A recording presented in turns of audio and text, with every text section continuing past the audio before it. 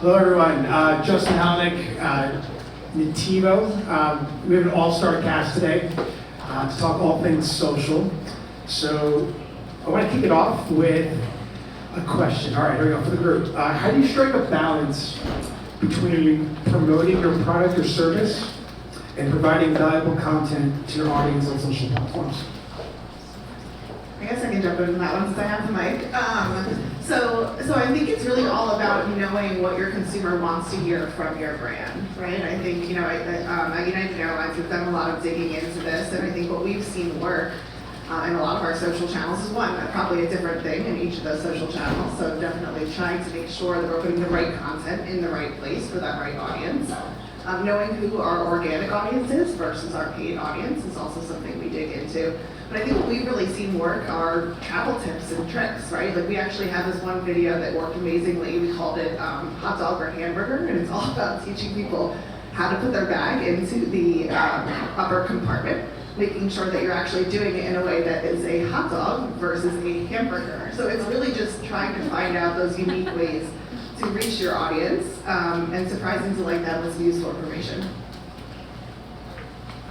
Yeah, I think for us in the fast food space, which is incredibly saturated and it's very hard to stick out, I think we just look at the two swim lanes, which is one for us, our business priorities, and then two, the content that we're putting out on social, how do we make sure it's really authentic, and how can we lean into that storytelling? So for things like Cinco de Mayo, Dia de los Muertos, National Burrito Day, how do we find those moments that lean into, that we can lean into from a core aspect as well as a brand aspect, and tell that story in a rich, meaningful way to our audience online? I definitely agree. On the entertainment side, people really want to know what's happening behind the scenes. They want to know not just what glossy thing you're putting in front of them, what piece of key art you can put out or a trailer, but how is it made? What's the talent like? And I think that's true for a lot of areas. People really want to know a little bit more about the thinking and the inspiration behind the things that they're seeing in the end, and being able to give a little bit of a tailored glimpse at that really is something that fans love, and we see it as a repeatable format in a lot of different ways. And so that supplemental content that comes with the glossy stuff, the stuff that you maybe have to get out, it's just a really huge part of saying not just we hear you, and not just we're connecting to this holiday, but also like, here's more about us. Here are the things that we value. Here's the way we put this together. And I think that really creates both an interest and a loyalty in the brand. Great. Echo pretty much everything everyone's shared so far. I think that in the footwear space, and our customers really want to be seen and heard and acknowledged, and I think that there's so much customer insights or consumer insights that you can gather through social, and stories and polls, and just it's a way of kind of doing surveying through in real life experiences. And I think that the way that we've grown as a brand in a community, it just has been reflected in our product, and just the way that we also share on social through those kinds of consumer insights that we get in real time from just talking to our customers and asking them what they want us to do better with, or how they want us to kind of market more directly to them. It's the transparency of it, kind of like Patrick was sharing, I think has been really advantageous for our business, and I've seen it the same in kind of other businesses as well. As we've gotten a little, sorry to go twice, as we've gotten a little stronger too, I think in the social strategy space, I think one thing that I'm sure we've all had to do is push back sometimes on corporate requests for posts. Because I think, we do know what our consumers want to hear, so, really educating internal folks on what should be posted and where it should be posted, and maybe something like a corporate announcement should be posted on every platform. Something else we also think about.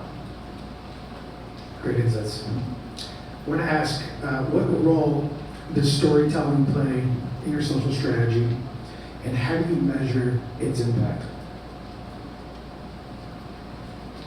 Yeah, so I think for us, El Pollo Loco is a very, rich brand in terms of our history. We come from Mexico. We've been around for 40 years. So you know, in the fast food space, obviously, like, you know, we're trying to sell, but we want to make sure what we're putting on social isn't just sell, sell, sell. So whether it's a TikTok campaign or we're working with influencers, we want to make sure what they're putting out is authentic. And so finding ways to weave in our brand messaging and our heritage, whether that's telling the story of the chicken, which for us is, you know, grilled 55 minutes, like we don't do any fried chicken. So weaving in those kind of brand inflection points and making sure that, you know, the way that we're talking to the customer online feels authentic. You know, even with our influencers, making sure that we give them the freedom to create content that speaks to their audience while also weaving in the campaign message. So I think it's things like that that can go really a long way on not only the brand front, but on the social front. Yeah, I just wanted to jump in. You know, with Tom's, as some of you or most of you may know, our impact mission for such a long time was 1 for 1, but we've recently, in the past few years, pivoted to 1/3 of our profits goes for grassroots goods, particularly for mental health resources, to provide mental health resources. And I think that with that messaging, that there's so much that storytelling is huge, you know, from internally to externally. Just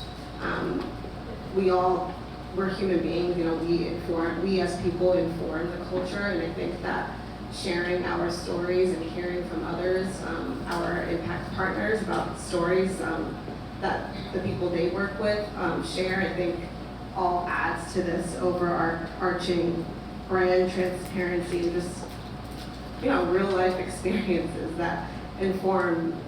We're all human beings, and I think bringing back those human elements into our social strategy is why Tom's is so special in the first case, and I think that is so deeply rooted in our brand DNA that, you know, we've only found ways to kind of grow in those areas as we learn from each other, so that we just can continue to show up in that way. So it's been really special for me working there, and, you know, I'm grateful for that for sure. Yeah, I definitely agree with what everyone's saying. I think the biggest thing, and I'll just keep this one really short and sweet, is just, you know, ensuring that us as United are doing our job in selling United and not selling travel. I think that everyone here, probably by traveling the last few months, knows, like, travel is just not something we need to sell. You know, I think that that's selling itself at the moment, especially post-COVID. So, you know, just doing our job and our due diligence and making sure that everything we're doing is really showing folks and consumers the uniqueness about United. I can finish up quickly and just say, obviously everything we do is storytelling. And so it's, you know, finding the supplemental stories, finding, you know, the characters you might not dive as much into and telling more about them. And also just telling a holistic story online of all the ways that you can engage with the title. If it's something like, you know, Daisy Jones and the Six, where we had an album come out, we had we had actual clothes, like a collection on Free People. We had all of these different parts of it that really told a holistic story that was able to really get fans of this book, and then eventually the show to engage in a lot of different ways. And so I think it's looking at the holistic storytelling and the different ways that you use social and then you use other ways that are, you know, digital facing to really reach your audience in the ways that maybe they consume content that might not be as direct as we always think. Yeah, I think you guys all mentioned the same thing. Your storytelling also goes hand in hand with authenticity. And I'd like to learn a little bit more about how important is authenticity when it comes to engaging and building trust with audiences across social. I think it's probably paramount, right? I think ensuring that we're being authentic to ourselves as a brand and sharing with consumers who we are as a brand. I think for us, even kind of pivoting that question a slight bit to thinking about our employees. So one thing that we do at United is actually try to speak on social to our employees. What we've seen is kind of like a purposeful accident to that is our employees are actually much more positive around the brand, much more happy and proud to be where they are working. So definitely something we actually target our employees, which was, you know, when I started at United a year ago, I was, why do we target them? I was so surprised, you know, just given that definitely had been a different direction for a company than my previous work.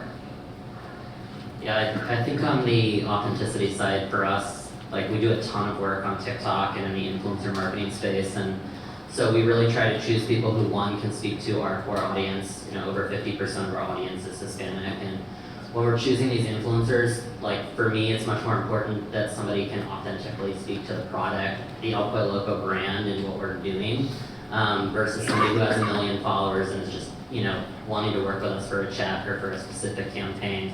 And oftentimes when we work with these, you know, creators, we typically go back to them campaign again, because they do a good job, but also we build equity in that creator, and then, you know, they authentically become a brand fan. So I think that's one way we look at it on our side. I think a lot of times, I feel like authenticity is like the buzzword of the moment in social, and I think what's interesting is that we don't always talk about why, or the origin of why we started talking about authenticity so much, and a big part of it is that we are now working with a generation of people that grew up with social from the beginning. It didn't just come up, they didn't learn about it. Everything you've seen since they were younger, since they were kids, has been something on social, some kind of storytelling, something that is curated for the space that they're in. And I think that basically has made them a group of people that like really don't like to deal with BS, right? They don't want to see everything perfect, and the places that they're seeing things are almost exclusively in the social and digital space. And so, you know, authenticity isn't really like, why is it important so much? It's like vital to social because we're in a different way of selling, right? We're in a different way of marketing. We're in a different way of communicating that is no longer just like a brand's a brand. If you don't like it, like get over it. You're in a place where everyone has an opinion. Everyone wants to feel the grittiness of something. Everyone wants to see, you know, like why things are the way they are. And the people that you're marketing to, the groups that are coming up, are younger and they can kind of see through the glossy. And so I think it's less of just authenticity and even more of like how you have to be on social to adapt to a different generation of consumers. That's really vital for everyone. Yeah, that's huge. I think, Talani, to your point, like for brands, very often social is like the first touch point that consumers have with the brand, and so it's kind of like a first impression for a lot of people. And so how we present on social is so important. And I think that what I'm finding working at Tom's is so much of what we gain and gather from social insights kind of informs the rest other areas of the business. Like I see it in creative, I see it with our impact, I see it with product development. You know, what people share with us through social, just it touches so many other areas of the business in a way that I feel like is new, you know, to the social space, and it's very empowering, but also off a lot of pressure that the kind of the role carries with that. But I think that it's really transformative work in that regard. For I'm losing the initial question, but okay. I know that I was going somewhere with that. No, that great feedback, Elena. Also, we'd like to kind of pivot and go a little more brand direct questions. This one's actually for you, Brittany. You discussed briefly about how United Airlines is using your own employers as your influencers. Can you dive a little deeper in terms of how you are harnessing the power of your employees and leveraging them to sort of tell your brand's image across all these different platforms? Yeah, absolutely. I mean, we actually leverage our employees in probably 3 different work streams. So one is really within our Good Leads the Way platform, which we launched about a year ago. And those not familiar with it, it focuses on all of our frontline employees, really as the face of our brand. So that would be the first and biggest piece for sure of what we do. We also have a out-of-home work stream that talks all about our stories. So really focusing on them as people, what they do, what they bring to the table, and why they're special. So if you've ever walked through any of our terminals, you've probably seen some of those stories come to life. And the third, work stream is really all about our employee influencers. And this is really a kind of 180 from where we were a number of years ago, probably telling our employees to not post on social. Please don't talk about the brand. Probably so worried, right, about what they would do. And I think now, in our team kind of taking a different look on that over the past few years, and working with our legal team, quite frankly, to make sure that we have the appropriate guidelines in, are also how do we actually just start educating them? How do we talk to them about what is right for certain channels, what they should be posting, talking to them about what's important in the company, making them a part of the process. And I think what we've seen in that is we actually even hold a camp every year at our headquarters in Willis in Chicago, and everyone is so excited. I mean, really, the people that are our best influencers are the people that work for our brand and are so proud to work there. I mean, these are people that have been there 20, 30 plus years, right? And really excited to share their experiences as a flight attendant or a pilot or a gate agent, with the world. Love that. Patrick, in the same vein, how has Pollo Loco leveraged TikTok to shift its customer base and target a younger audience, essentially also using influencers, albeit of a different sort? Yeah, so TikTok honestly is probably our biggest channel and where we invest the most amount of time and energy and media. We're constantly running influencer campaigns on that channel, and we have seen tremendous success. I'll give you an example. So about a year ago, we had a campaign for Mexican shredded beef birria, which for us at the time was big because we're a chicken brand and we only do chicken. So we were the first QSR to roll out Mexican shredded beef birria. It was like trending at the time. It was a big thing on TikTok during COVID. And so we got a bunch of influencers together and we had them kind of do this, what we call dip and drip campaign on TikTok, where they were unboxing the product. It came in this really cool box. They were doing this like mukbang trend and trying the food. And we saw essentially overnight our sales mix go from about 1% all the way up to 9%. So at that time, the only media that we were running was TikTok, and we saw obviously that our bottom line sales went through the roof. For about 3 or 4 weeks in a row, our sales went up, and then at the end of the campaign, after kind of looking at everything, in the 40-year history of El Pollo Loco, it was the most successful promotion we've ever run. So I think, when you lean into the platform in the way that it's supposed to be leaned into, and you're choosing the right influencers and your media mix is the way it's supposed to be, it can really have a great effect on not only engaging the customer, but bringing in that incremental business, which for us is important. That's really impressive. Galea, how does Tom's align its social strategy with its core social cause? And what impact has this had on your customer engagement? It's been tremendous. I mean, very often on social we'll ask in either like a post or stories will say, why do you buy Tom's? What is the main reason that you purchase Tom's? And very often the predominant answer has been our impact. And I think that, people go to the store and they might see, like, I thought Justin was wearing Tom's from the bar. I wasn't sure. He's wearing Vans. It's okay. But I think that the difference is, the design of the shoe may not always be so unique, but I think that when you know that your purchase is making a difference, that feels good for the consumer. They leave feeling like they didn't just go out and spend money, you know what I mean? And so I think that it translates across the board in a lot of different moments of the shopping experience or the purchase experience. And I think that so much of what we learn from social really does inform content and the strategy, not beyond social. And it's been transformative. I mean, this past May was Mental Health Awareness Month, and we spent the whole month activating on Mental Health Awareness Month,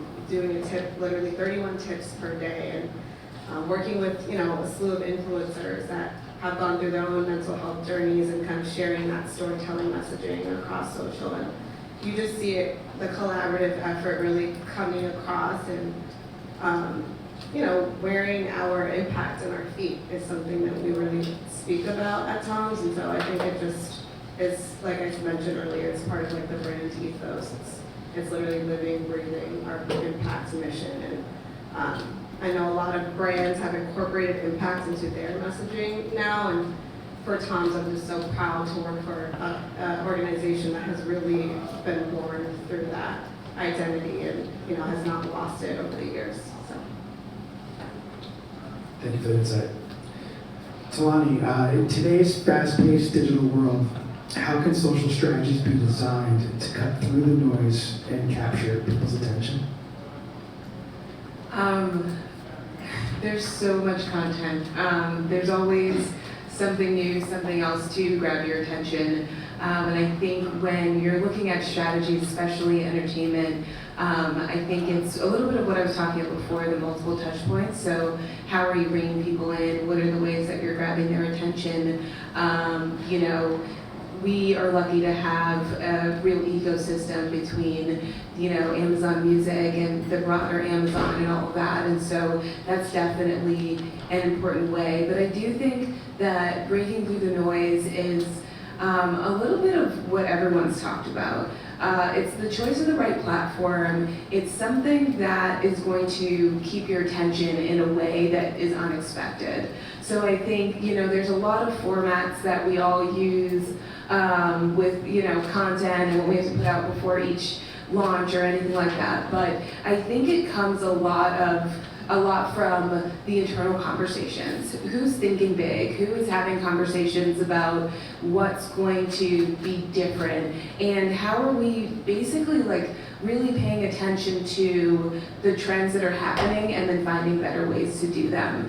And so I think, you know, a good example of that is we had a title Swarm that recently came out and did gangbusters. It was great. It was, you know, kind of unique. It was something, you know, as a, like Atlanta being the last big Donald Glover thing, you know, him and Janine Neighbors did an amazing job on this. And our social pages were basically like kind of just hilarious meme pages, right? So they weren't just all pushing, watch the show and do this, but we had funny memes that basically tied back to the fandom of the show. We had kind of like random things that weren't glossy and weren't pretty. Were more like, if you were an Insane fan, what would your page look like? Or if you know, were into kind of just quirky, offbeat things, you know, what would you post about this, you know, celebrity that was the main one in the title? And that was something that was really effective and also just interesting for people who watched it, who binged the series and then got it, right? And so I think, you know, using both that along with, you know, the interviews of Billie Eilish and all of these other things that were really unique about it, was just a really fun way to just not do what everyone's expecting when you launch something. And so I think that's the biggest part, is that any room you're in, it's like you're always gonna have the basic stuff, but what's the thing that's like, no one's thinking of this, or like a brand wouldn't usually do that, then you're probably on the right path. Thank you for that. So I'm going to open this back up for the group. Can you share an example of a social media campaign that did not work as expected, and what lessons did you take from it? Don't rush. This is the harder question. So I think that, you know, and this might be a tougher topic, because I think what we've all been seeing lately, or potentially we've all been seeing lately, is that there's been some social backlash from diverse posts. And I think one thing that we've been doing as a team is certainly not saying we're not going to post about this, certainly not saying we're not going to do it, but what about this brought the army of folks here? And I think those have been hard conversations, and honestly hard days for our teams to sometimes see a post that we were so proud of kind of go wrong. We had a particular one about World Pride that we had done, I think back in February or March, and it was, you know, again, a really exciting post for our team, something where all of a sudden this group of folks came and it felt like out of nowhere we had backlash, and some news networks also picked it up. So it was for us as a team thinking about, again, not that we're not going to do this, but was it something about the copy? Was it something about, you know, what about this post really challenged us in a way to bring the swarm of the army there? So I think it's also just about having those hard conversations as a team and saying, what about this could we do differently? Again, not post it, but what about this could we do differently to just make sure that we're not drawing negative attention to our brand? Yeah, I mean, I think for us, like I said, the fast food space is incredibly saturated, and you have to do a lot to break through the noise. And so we've had those viral moments, we've had those kind of lightning in a bottle campaigns where sales go through the roof. But one of the things that we've learned is you can't always bring that back a year later and hope that it's going to be the exact same. So for us, pushing menu innovation, pushing those brand and calendar moments, and really thinking about how that will translate when we bring it back and put it on social. Because what worked, a year ago, or what TikTok campaign took off, it's not always going to be the same a year later. So I think that's something that our team constantly thinks about. I think that it's really difficult to measure success in this space.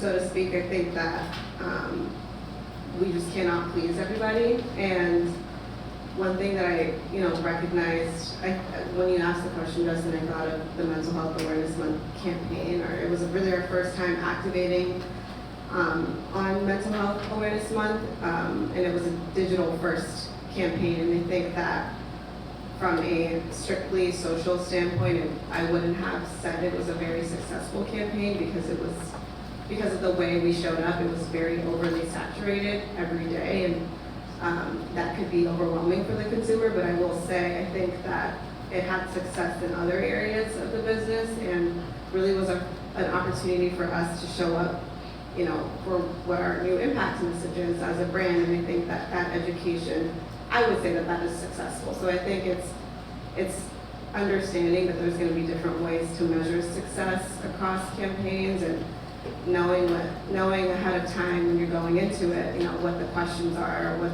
the goals are, and what possible, obviously there's KPIs that we want to hit, but then there are other aspects that still can be or lend itself to success, So that's something that was a huge learning for me in my role and for how we show up next year in May. Yeah. Unsuccessful campaigns, I think everyone's right. It really depends on who's measuring the success and what you think that is. During my time at Fox Entertainment, we're kind of a brand that can be polarizing. And working on the entertainment side, we're the brand of The Masked Singer, The Simpsons, Bob's Burgers, all the stuff that makes you happy. And then obviously there's another side that doesn't always make everyone very happy. And so, when I was working on brand stuff for Fox Entertainment, our point, especially with me at the helm of that, was, we need to talk more about inclusion. We need to talk more about diversity. We need to make sure that every month that comes, we have a plan and not just a promotional video, but people talking about it, people talking about the history, talent that we have talking about it. And when we put that stuff out, it wasn't always well received.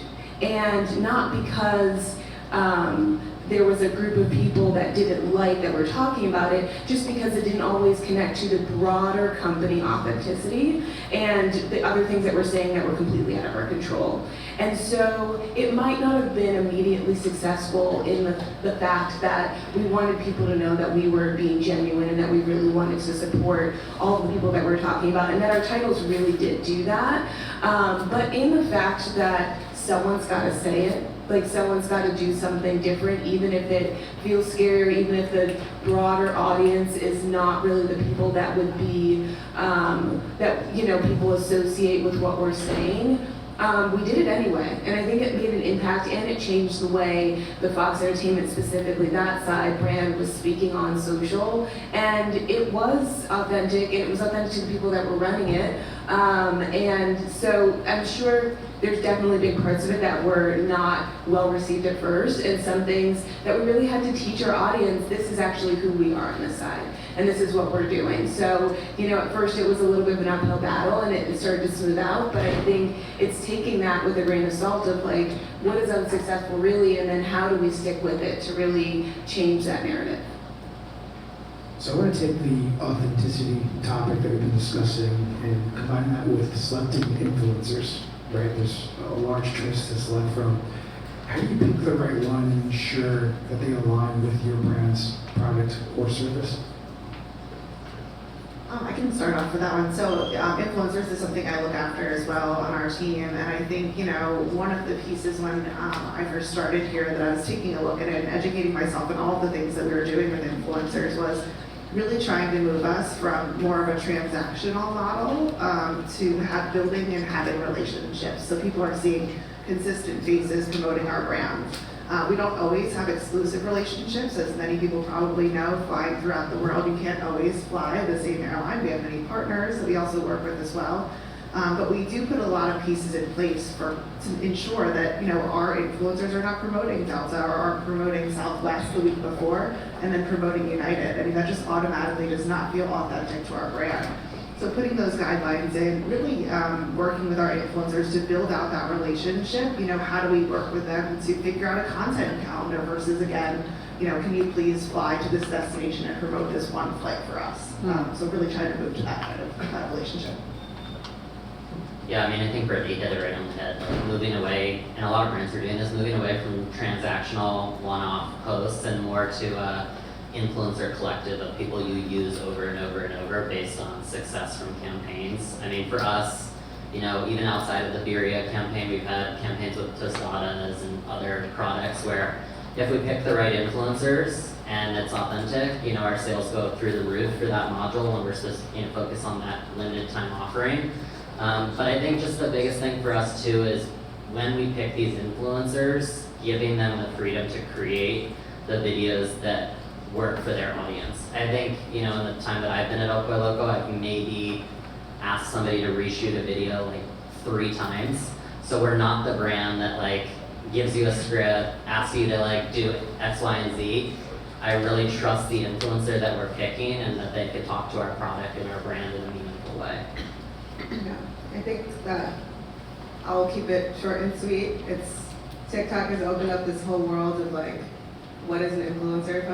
It's just, content creators, and we can all be that in our own vein. And I think authenticity, just real people living life, being true to themselves and, finding alignment with our brand, and what that person's lifestyle might look like, I think is how we have our new approach to influencer marketing and video first content.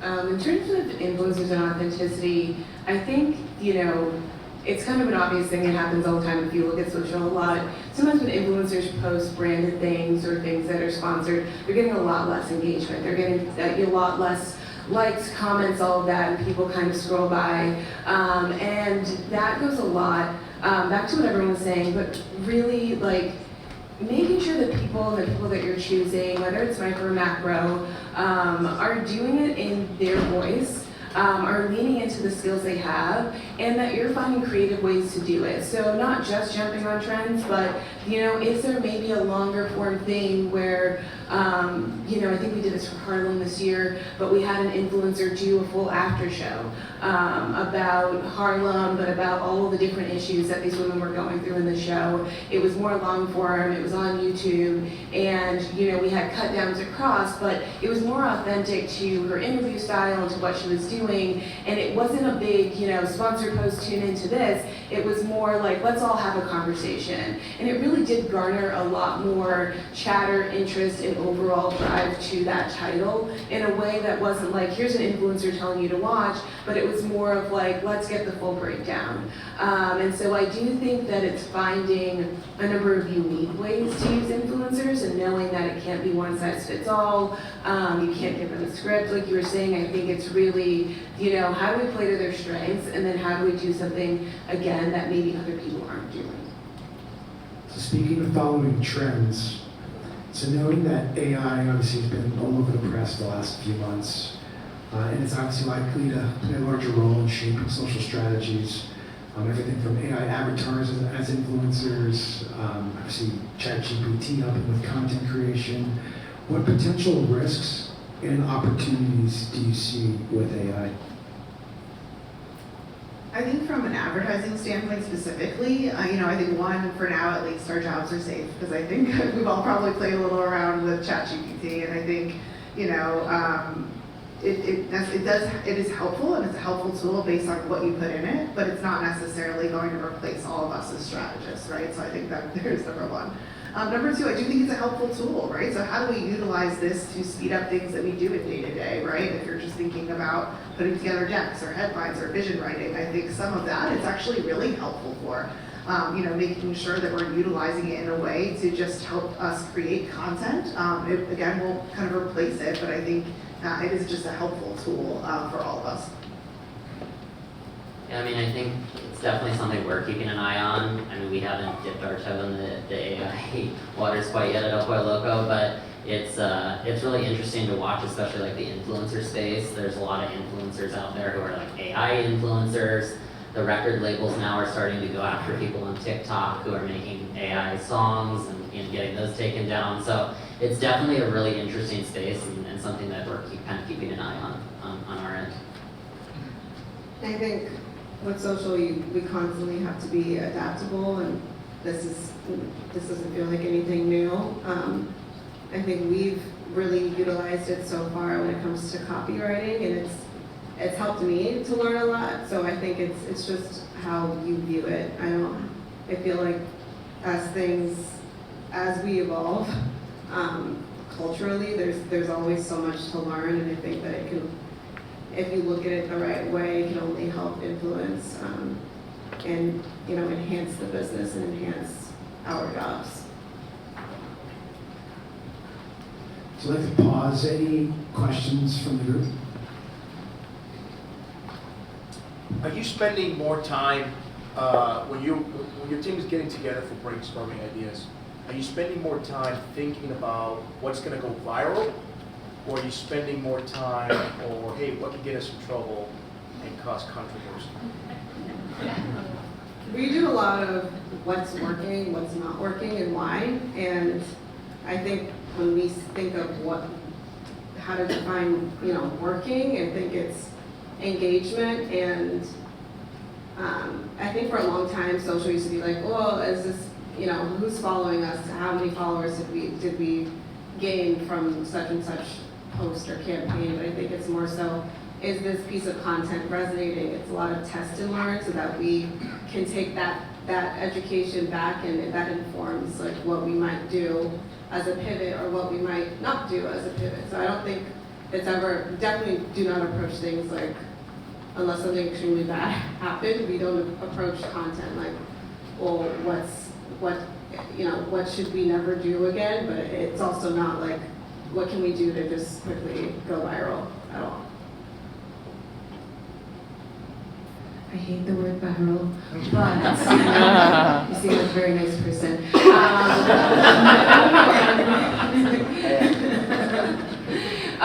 It's just, for years, has been such a word. No one knows what's going to go viral, right? Like, I think at some point people thought there was a code to crack, and obviously the code is always money. But there was other codes to crack, and then they realized that like someone could do one thing that lasts 3 seconds, and then it's literally everywhere you see. And so I think if you're going into a brainstorm thinking, what is everyone going to love? It's the same thing as thinking, when you're looking at audience targeting, that your audience is everyone, right? So I think that, when you're going into brainstorms, it's a little bit of like, okay, how can we maybe, F up like the way people are thinking about things? And then it goes back to the like storytelling part of it, of like, what are all the aspects of this story that might hit these people that we're trying to connect with? How can you look at a title or look at something that you're promoting and say, okay, this could hit, a younger demographic, also this could hit action fans, also this can hit people that really love special effects, also this can hit, so like really looking at all aspects of telling the story and then finding those deeper and more niche things, because it's literally impossible to know what will hit. But I think if you go into it thinking, what will people truly enjoy and how am I truly telling this story, that's when you get the chance to have something that spreads more far and wide than just the post that you're putting up. So I think we have time for one more question, or I think we're on time. we're out of time. Sorry about that. Well, thank you guys for having us.